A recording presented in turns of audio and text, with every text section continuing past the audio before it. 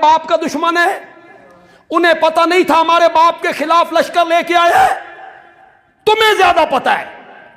हसनैन करीमैन को पता नहीं था, उन्होंने खिलाफत क्यों मुआविया के सुपुर्द की थी। बंदयाल भी एक सवाल करना चाहता है। हसनैन करीमैन ने खिलाफत हजरत मुआविया के सुपुर्द की, मुआविया को अहल समझ के या ना अहल समझ के? ना अहल समझ के की तो फिर कसूर किसका है? तुम किसी नाअहल को मानते नहीं हो। तुम जो सामने मेरे बैठे हो 15वीं सदी में किसी नाअहल को मानते हो? जिसको जमीर न माने उसको सलाम करते हो, वोट देते हो, वोट देते हो। जिसको जमीर न माने उसको वोट देते हो। तू बड़ा जिम्मेदार है और जुर्रतमंद है कि जिसको अहल नहीं समझता उसको वोट नहीं देता। और हसनैन करीमैन ने पूरी खिलाफत मुआविया के सुपुर्द कर दी।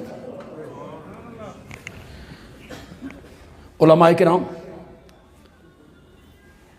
आज कहते हैं मुआविया बादशाह था,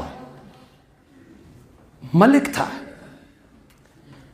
मैं हाथ बांध के पूछना चाहता हूं, हसनैन करीमैन ने जो चीज मुआविया के सुपुर्द की थी वो क्या थी? क्या सुपुर्द की थी? तुझे आज पता चला कि वो मुलूकियत थी। हसनैन करीमैन ने तो खिलाफत उनके सुपुर्द की थी। बस मैं तकरीर के आखिर में उन्वान का जो दूसरा उन्वान है शान सहाबा, उस पर एक जुमला कहना चाहता हूं।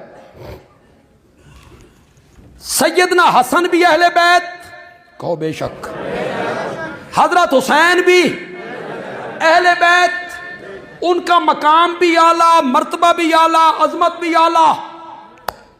वो पैदा हुए तो उनके कान में आजान मेरे नबी ने कही थी,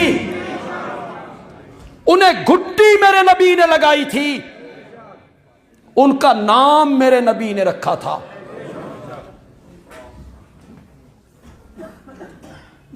हजरत हुसैन रजी अल्लाह तआला अन्हु के पेट में दुनिया की जो पहली ग़िज़ा पहुंची थी वो मेरे आका का लुआब मुबारक था। हजरत हुसैन की ज़बान अपने मुंह में लेकर मेरे आका इस तरह चूसते थे जिस तरह अरब के लोग खजूर की गुठली चूसा करते, कांधे पे